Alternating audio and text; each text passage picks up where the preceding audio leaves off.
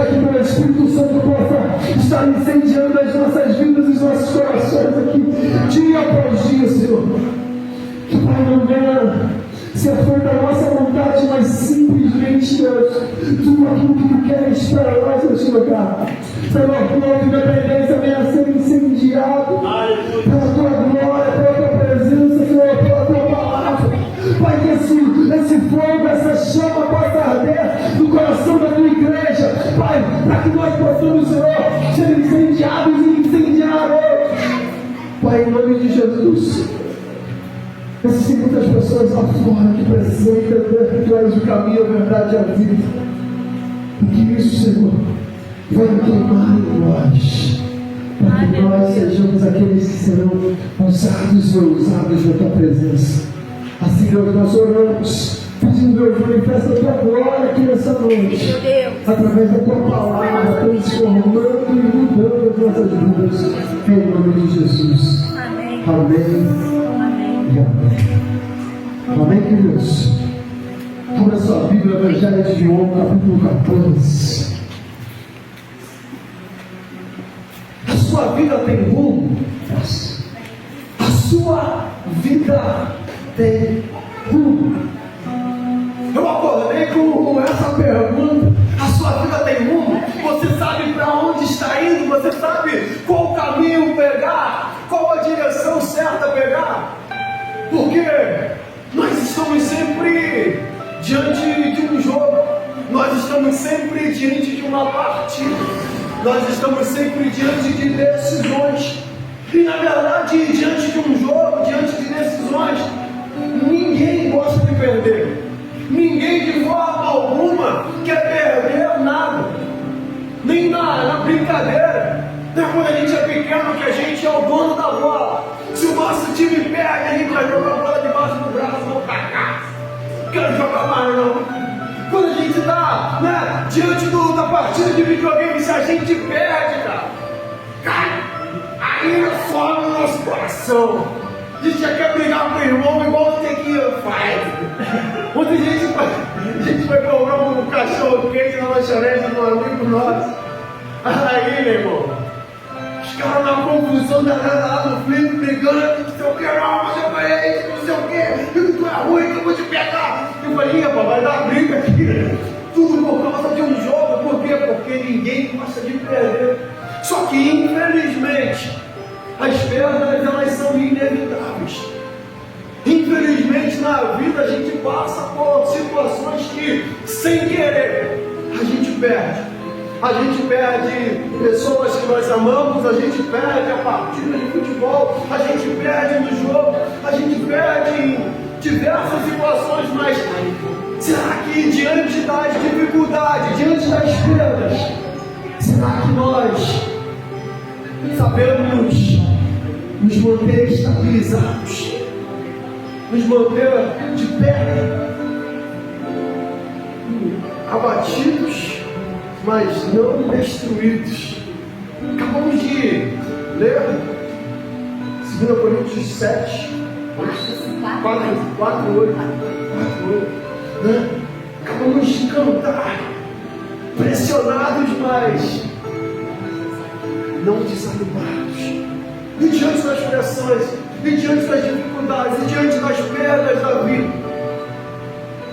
E quando você é alguém como um homem que tinha a maior riqueza do seu tempo, um homem de grande riqueza, um homem que tinha tudo, mas de repente, diante de uma situação adversa, vem os homens, os sabeus, eles levam todos os seus bois, matam todos os seus servos, e só sobra um, e vai no seu chefe e fala: Jó, ei, eu estava lá lavrando os bois, mas de repente vieram os sabeus e eles roubaram os bois, eles vieram, mataram todos os servos e só sobrou eu.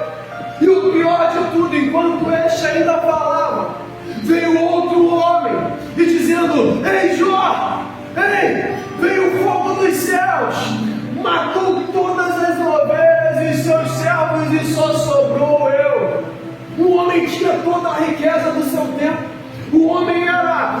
bem sucedido, era um homem que tinha de tudo do bom e do melhor. Agora, de repente, ele perde os seus bois e os seus servos. Mas o outro não acabou de falar, vem o outro e fala: rapaz, caiu fogo do céu, matou as ovelhas e mais um monte de servos, só sobrou eu. E quando simplesmente parece que não tem como piorar, vem outro e diz: ó, chegaram os caldeus, roubaram todos os camelos, mataram os servos e só sobrou eu. Jó, todo o nosso sistema de transporte, porque os camelos eram a frota de caminhão do cara, era onde ele podia fazer o seu transporte, era onde ele podia vender as suas coisas, a sua carga. Tá, eu perdi os bois, perdi as ovelhas, mas eu tenho os camelos, aí eu vou fazer negócio no outro estado, eu vou fazer isso, vou fazer aquilo, eu vou conseguir recuperar. Mas não, agora veio os outros, roubaram toda a minha frota de caminhão, toda a minha frota de camelo, mataram todos os meus servos, e ó, só sobrou eu para dar um aviso. E quando parece que não pode piorar, de repente vem mais um: Jó, os teus 10 filhos, eles estavam em casa, comemorando, bebendo vinho, curtindo, estavam bem dentro de casa, tudo festejando, e de repente veio um vento, veio uma barreira, soprou a casa e o telhado caiu, a casa destruiu e morreram os seus 10 filhos. Por mais que a gente, pense, poxa, perdeu o bem material, mas e quando toca na família, e quando, muda o curso natural da vida, principalmente, é pior ainda, porque agora não é simplesmente um homem que perdeu os seus bens, mas ele perde um bem mais precioso. Ele perde algo que não é curso natural da vida. Já é horrível um filho enterrar a mãe, um filho enterrar o pai. Mas se tem algo que é muito pior, é uma mãe que tanto ama o seu filho, ter que ir lá enterrar um filho de 15, 16, 18 anos de idade. E infelizmente é o que mais nós vemos nos dias de hoje. São os pais enterrando os filhos. São pais enterrando os filhos, sabe por quê? Porque as pessoas não conseguem cumprir um mandamento: honra o teu pai e a tua mãe, para que se prolongue os teus dias na terra. Aí eles ficam assim: mas o que está acontecendo? Que a juventude está morrendo, o que está acontecendo? Que os pais estão enterrando os filhos. Ei, é falta de cumprir um mandamento. A desobediência está fazendo com que os filhos sejam enterrados pelos pais. É um curso fora do natural, é o rio correndo para cima, é algo que não é comum, mas infelizmente é o que tem se tornado um novo comum.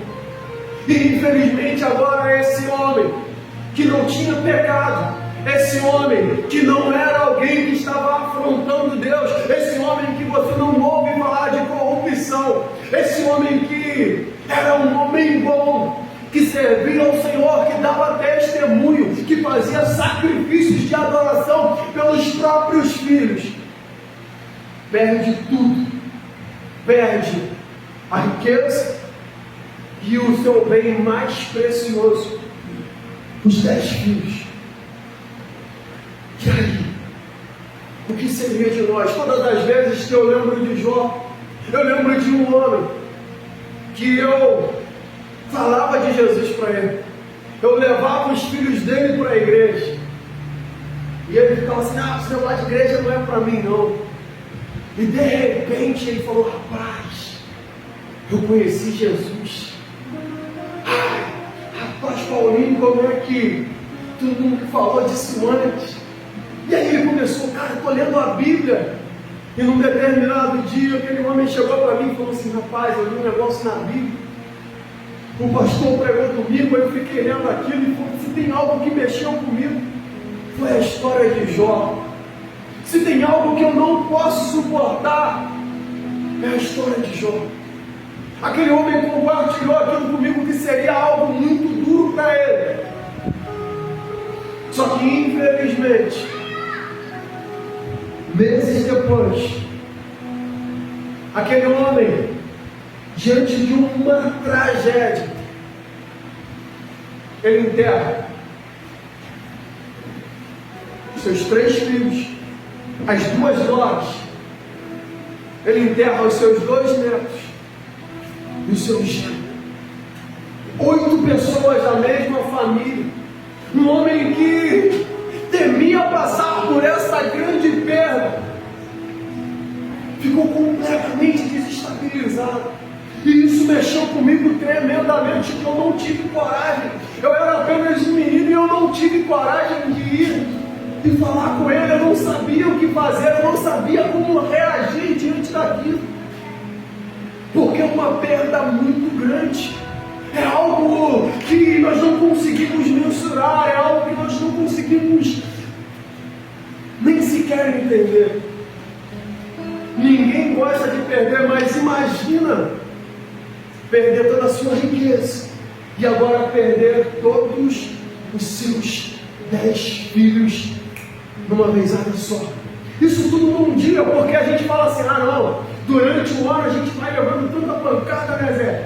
A gente vai acontecendo tanta coisa com a gente vai superando, a gente vai ganhando, né?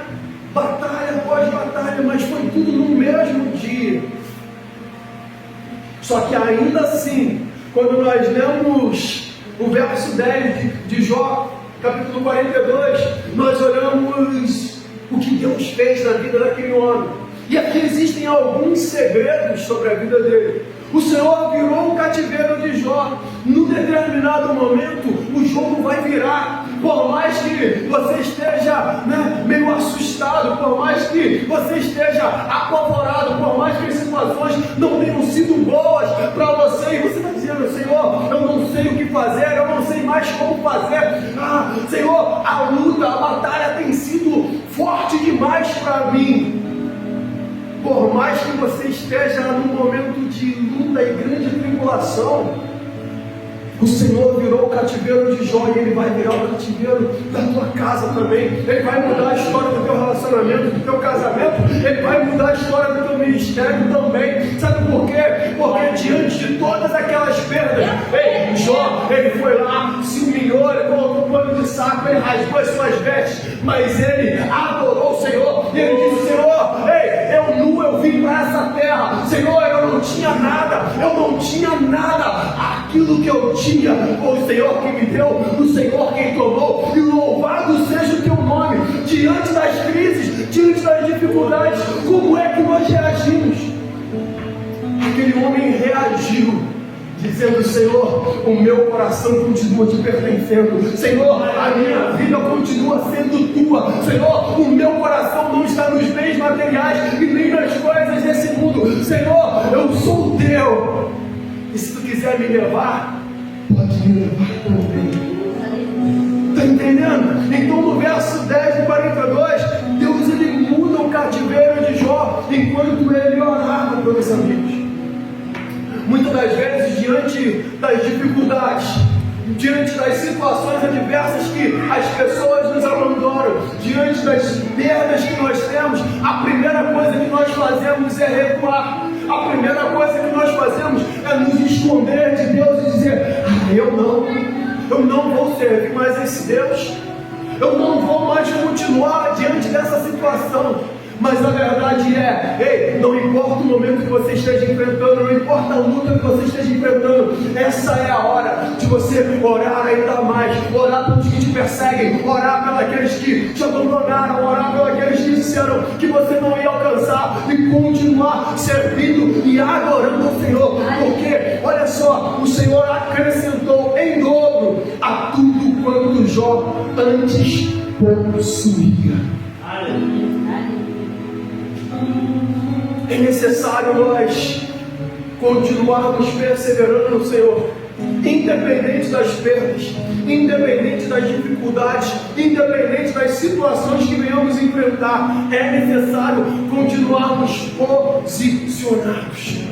O que falta muitas das vezes em nós é continuar posicionado, porque na hora que o inimigo bate, a gente recua. Na hora que o inimigo bate, a gente paralisa e fala assim, não dá mais para mim. Aí a gente começa a abandonar os planos e os projetos do Senhor. Ei, aquilo que Deus prometeu sobre a tua vida, aquilo que Deus prometeu sobre a tua casa, o teu ministério, o Senhor há de cumprir, o Senhor há de cumprir, o Senhor há de fazer. Ei, você precisa continuar perseverando e acreditando que Deus vai continuar contigo, independente do que você esteja enfrentando. Você só precisa continuar e estar no lugar certo, na hora certa e com as pessoas certas. Está entendendo? O livro de Ruth, ele conta a história de um homem que, num determinado momento, ele teve uma dificuldade. Num determinado momento faltou pão na cidade do pão. É como se você fosse na padaria, pedir um pão às 7 horas da manhã, não tem. Volta às 7h15, não tem. 8h15, 8, 9, 10 horas, e o dono da padaria falou assim, rapaz, não tinha de pão aqui mais não.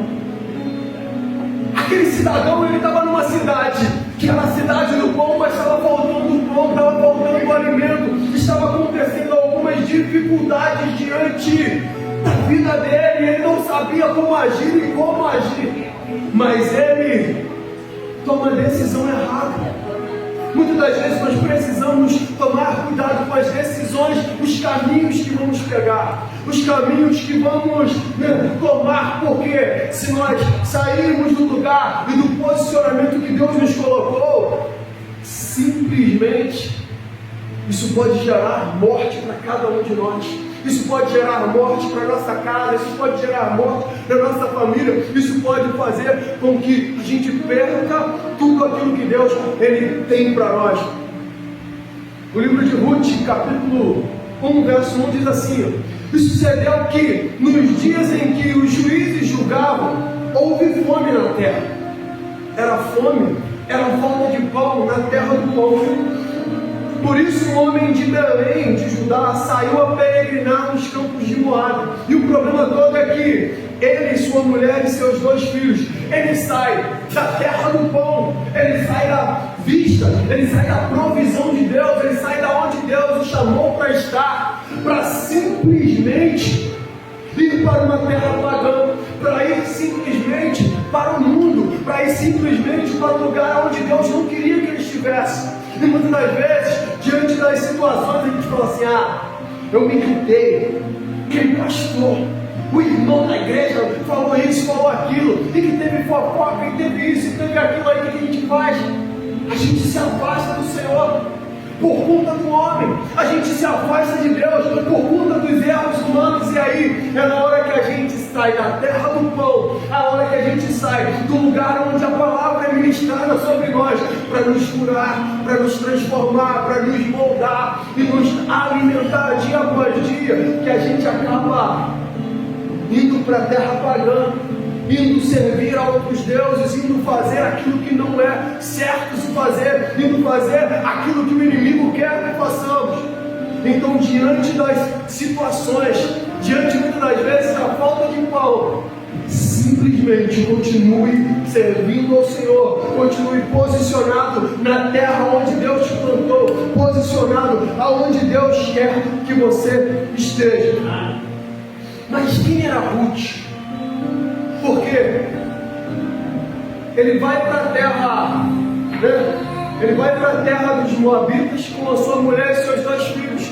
Os seus filhos se casam com mulheres de Moabitas, só que Elimeleque morre, os seus 2 filhos também morrem, e agora são 3 viúvas, e agora são 3 mulheres que estão, uma mulher fora da sua terra, sem marido, sem filhos e sem sustento, porque naquele tempo a mulher ela podia ficar viúva, mas se o marido deixasse para ela uma grande propriedade, ela estava bem. Se ela não tivesse propriedade nenhuma, pelo menos ela tinha um filho que iria trabalhar e sustentar. Mas se ela não tem propriedade, se ela não tem filho, agora ela está lascada, agora ela está enrolada. Então, né? Deixa eu ver a mulher. Noemi simplesmente olha e fala assim: opa, eu estou fora da minha casa, eu estou fora da minha terra, eu estou fora do meu povo, eu vou voltar para Belém, eu vou voltar para a terra do pão. Vocês ainda são novas, fiquem aqui. Só que Ruth fala: opa, eu preciso ir contigo. Aí Ruth faz algo que é tremendo. Diante da perda que ela teve, diante das situações que ela teve, ela fala: agora o teu Deus vai ser o meu Deus. Ruth rejeita o seu povo, Ruth rejeita os seus deuses, Ruth rejeita aquilo que não presta, porque ela sabia quem era o Deus de Noemi, porque ela sabia quem aquela mulher que vinha todos os dias falar para ela: rapaz, eu sou da terra do pão, eu sou da terra aonde Deus provia todas as coisas. Infelizmente, aconteceu de ter um momento de perda, aconteceu de ter um momento de fome, e Elimeleque tomou a decisão errada. E por não tomar a decisão errada, ele foi parar no lugar errado. Mas Noemi teve a ideia: opa, eu vou voltar para casa, eu vou voltar a viver os sonhos e os planos do Senhor sobre a minha vida e sobre a minha história. Eu vou viver aquilo que Deus me chamou para viver. Eu vou voltar para casa. E Ruth fala: Noemi, agora o teu Deus é o meu Deus. Ei, os teus planos vão ser os meus planos. Eu quero andar contigo, eu quero viver contigo. Ei, eu quero ir aonde tu vais. E aquela mulher tomou a decisão certa.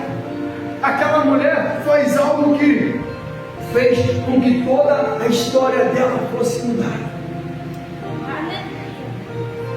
Acontece o seguinte: era uma história de abandono, de viuvez, de destruição, de paralisação, uma história de que era um final completamente infeliz. Mas aquela mulher, ao tomar a decisão certa de ir para a terra do pão, de ir servir o mesmo Deus que a sua sogra, mudou a história dela. Aleluia. Aleluia. Amém? Só que o que nós fazemos diante da situação? O que nós fazemos diante da perda? É como eu estou dizendo, Jó, diante da grande perda que ele teve, ele perseverou em seguir ao Senhor. Noemi, ela teve uma perda muito grande, mas ela falou: opa, eu preciso voltar para os caminhos do meu Deus, eu preciso voltar para a minha terra, eu preciso voltar para casa, porque eu sei de onde eu vim e de onde Deus me tirou. Agora eu preciso estar lá, junto com o Senhor.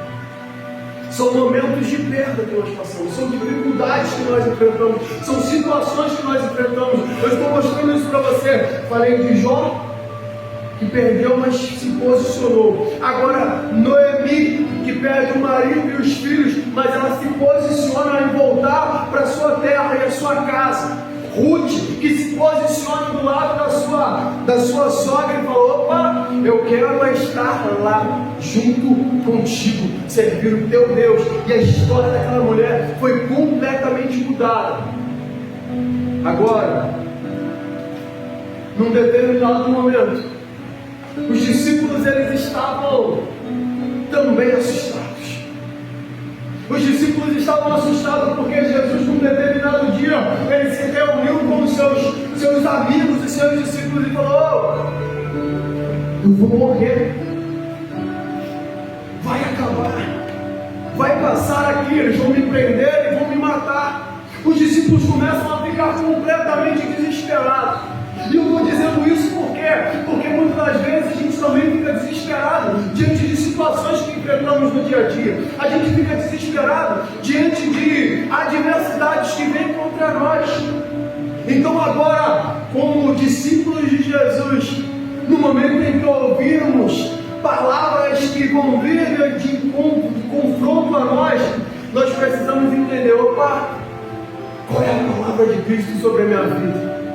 Jesus, percebendo que aqueles homens estavam meio aflitos, Jesus fala para eles, no Evangelho de João, capítulo 14, onde eu pedi para você abrir: não se turbe o vosso coração, credes em Deus, crede também em mim. Na casa do meu Pai há muitas moradas. Se não fosse assim, eu os teria dito, eu vou vos preparar um lugar.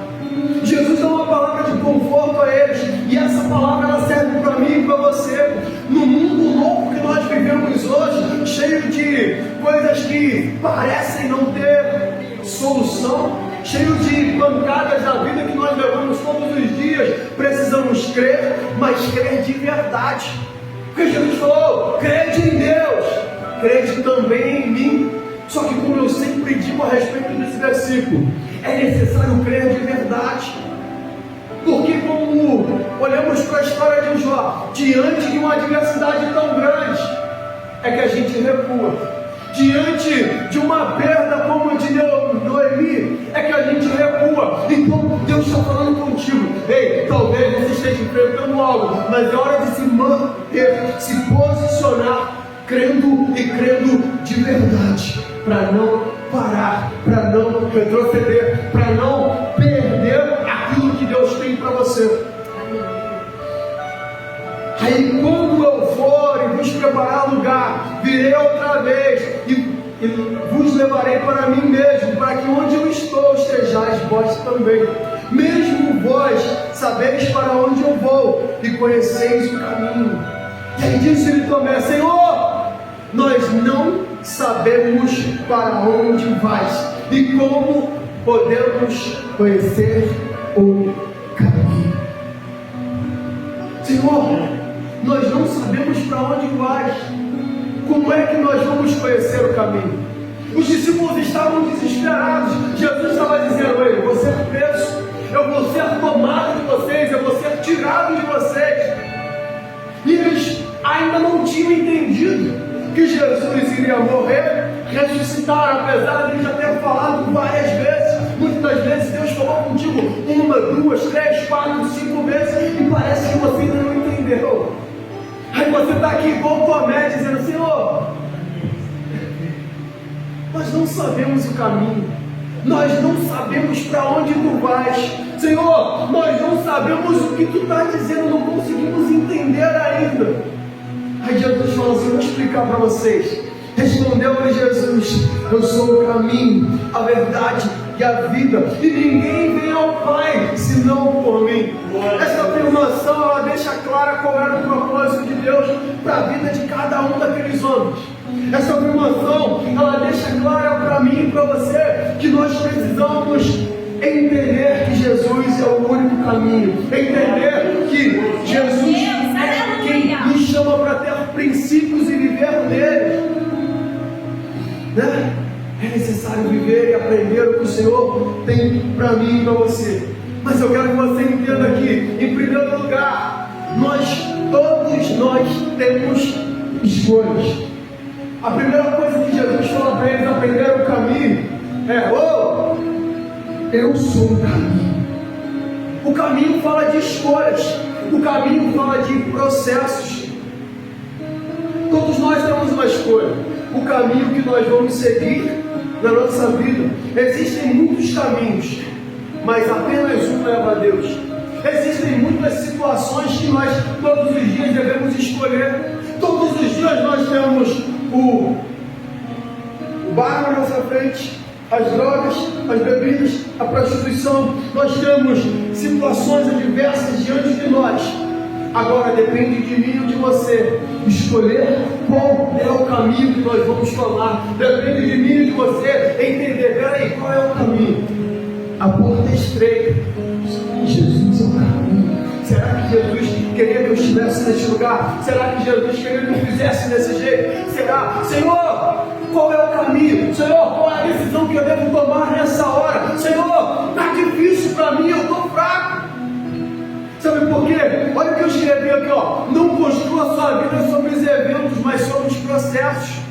Porque o caminho é difícil. Caminhar com Jesus não é fácil. A gente precisa negar coisas todos os dias. A gente precisa negar situações todos os dias. Ah, mas aí para tu é fácil, porque tu é pastor. Não, é mais difícil ainda. Porque quando eu não era pastor, eu falava assim, não, o pastor é fácil, ele é um Egito, caiu um óleo do céu. Não, não é não. Não é não. Não é. Hoje em dia você vê muitos pastores cometendo suicídio, muitos pastores se perdendo, muitos pastores adulterando, muitos pastores retrocedendo, porque não é fácil. Mas todos os dias, tanto eu quanto você, precisa entender, nós temos uma escolha, nós temos um caminho, e nós não podemos viver pelos eventos. Os eventos são muito bons. Opa, vai ter uma festa, eu vou curtir, eu vou dançar, vou fazer. Os eventos são muito bons. Ah, é festa de família, não tem nada a ver, eu dar uma reboladinha, não tem nada a ver, eu beber um pouquinho, não sei o quê. E aí a gente vai se envolvendo nos eventos, e aí de repente aquele evento passa, mas o vazio continua dentro de nós. O evento passa, o efeito da droga passa, o efeito da bebida passa, aqueles amigos que estavam conosco, eles vão embora, e a gente continua vazio, a gente continua sem esperança. Aí a gente fala assim, está faltando água. É Jesus. Infelizmente a gente vai buscar as drogas, a gente vai tentar outra festa, a gente vai tentar outro evento, a gente vai tentar outras coisas, mas alguém disse que existe um buraco dentro do homem que só pode ser preenchido pela presença de Cristo, que só pode ser preenchido pela presença do Deus que existe um vazio dentro do homem que só pode ser preenchido por Jesus. Então os processos, eles precisam ser vencidos. Os eventos, eles precisam ser vencidos, mas precisamos continuar perseverando diante dos processos. Eventos sem processo não produzem mudança para sempre. As coisas, elas não acontecem no dia. Ah, mas Deus me prometeu que eu ia ser um pregador do Evangelho, e Deus prometeu que ia fazer isso e fazer aquilo. Ah, mas elas não acontecem num dia. Ah, Deus prometeu restaurar a minha casa, meu casamento, mas não acontece num dia. É necessário perseverar, é necessário continuar servindo ao Senhor diante da perda, diante da dificuldade, diante dos momentos que você fala, está difícil, está doendo. Jó 42:10. O Senhor mudou a sorte de Jó, o Senhor restaurou, o Senhor multiplicou a riqueza, dobrou a riqueza, o Senhor deu as filhas mais bonitas do Oriente. Mas por quê? Foram 42 capítulos, foram 42 capítulos. Qual é o capítulo da tua história que você está vivendo? Qual é o capítulo que você ainda está enfrentando para chegar no 42º capítulo e Deus fala assim, agora é hora de restituir, agora é hora de entregar, agora você já tem maturidade para receber o que eu prometi.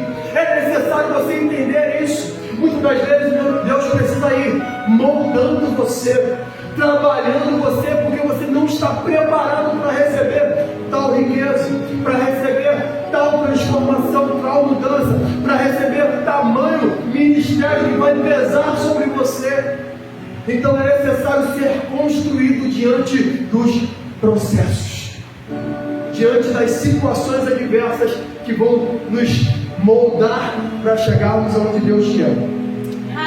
Então, eu sou o caminho. O caminho fala de escolhas, o caminho fala de processos, o caminho fala de dia após dia continuar perseverando e seguindo ao Senhor. Precisamos de um princípio, e o princípio é a verdade. O Brasil, por exemplo, é um país onde cada um acha que é dono da sua verdade. Cada um quer fazer do seu jeito, porque todo mundo é dono do seu próprio nariz, todo mundo tem um jeitinho brasileiro de resolver as coisas. O Brasil é um país que infelizmente está se perdendo. A gente fala assim, a igreja está crescendo, existem megas igrejas e isso e aquilo, mas infelizmente o Brasil cada dia tem se tornado mais corrupto, o Brasil a cada dia tem se tornado mais podre. Então não importa se a igreja está grande, inchada, o importante é que a igreja precisa estar cuidada, trabalhada, moldada diante da palavra do Senhor. Então é entender que princípios não podem ser mudados, a palavra é verdade, a Bíblia precisa ser seguida conforme Deus quer e não conforme o homem quer. Não dá para viver mais ou menos diante do Senhor, não dá para viver em cima do muro, como disse o meu amigo Zé, porque no momento da decisão ele vai falar, mas o muro era meu, você é meu. O inimigo vai te destruir, porque você está em cima do muro. O muro não é de Deus. Deus está dizendo, filho, vem. Filho, muda a história, dá um passo de fé, sai dessa vida, sai desse lugar aonde está te destruindo, onde está só te afundando. Mas é necessário se posicionar, é necessário decidir não estar mais naquele lugar onde você tem caminhado. É necessário você decidir não viver mais desse jeito que você está vivendo. É necessário você entender que Jesus é o único caminho, a única verdade e a vida. Todos os dias nós olhamos notícias de corrupção, de destruição. Aí a gente olha, né? Essa semana aí foi a semana terrível, que todo mundo falava do julgamento da tal da Débora. E aí você fala assim, muitos brasileiros só falam assim, merda, tem que ser preso, é isso e aquilo. A gente fala assim, pelo amor de Deus, 14 anos de prisão porque uma mulher escreveu um batom numa estátua. Tantos pichadores das universidades federais. Mas o importante é que o Bolsonaro vai ser preso. Gente, o Brasil não está resumido no Bolsonaro. O papo não é sobre o Bolsonaro, o papo é sobre o teu futuro. A verdade é, se o povo não mudar essa corrupção toda, daqui a 5 anos, 3 anos talvez, o país já era. Vai estar afundado na inflação. Você vai ter os seus R$1.000 e não vai conseguir comprar um pão. Aí você vai entender o que Elimelec passou. Não tinha pão na casa do pão. Não tinha o que fazer dentro de um país tão rico. Por quê? Porque a corrupção tomou conta. Então é necessário a gente tomar cuidado, porque a gente está ali numa guerra política e emprega o outro, faz isso e faz aquilo. Ei, a verdade é, essa corrupção toda está falando de você, e é preciso você tomar cuidado, porque o que você fala hoje pode mudar completamente o teu futuro lá na frente. Hoje estão fazendo uma injustiça com uma mãe de 2 filhos, 14 anos de cadeia, mas amanhã pode ser você, pode dizer o que eles não querem, por não querer se contaminar com o sistema, por não querer entrar no meio dessa politicagem, corrupção. A única coisa que você precisa entender é, você precisa se basear na verdade. João 17:17, santifica-nos na verdade, e a tua palavra é a verdade. João 8:32, e conhecereis a verdade, e a verdade vos libertará. É conhecer a Cristo e ser liberto por Ele, é conhecer a palavra e ser transformado, moldado pela palavra, e viver aquilo que Deus te chamou para viver. Princípios vão reger a sua vida no meio desse mundo podre e corrompido onde vivemos. Como eu disse, até a própria igreja se corrompeu, mas você não pode se corromper. Você não pode parar por causa de A ou B. Você não pode parar por causa dos homens falaram, os homens fizeram. Aconteceu isso. Ei, você não pode parar diante das situações adversas que você vai enfrentar. Você precisa continuar servindo e perseverando em servir ao Senhor. E em terceiro lugar, precisamos de segurança. Aí Jesus, ele entende muito bem o homem. Jesus, ele sabe exatamente quem você é, Zé. Jesus, ele sabe exatamente quem eu sou. Aí ele fala para você: eu sou o caminho que você deve seguir, eu sou a verdade que você deve seguir, e eu sou a vida que você precisa. A morte é o maior temor do homem, por isso Jesus garante que ele é a vida. Porque quantos aqui tem medo de ir em avião? Quem tem medo de andar de avião? Na verdade, nós não temos medo de avião, nem medo de andar de avião.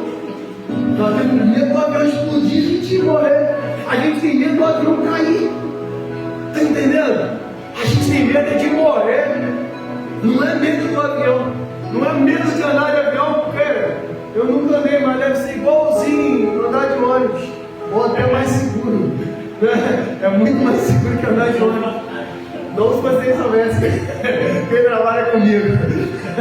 Aí, mas na verdade é o seguinte: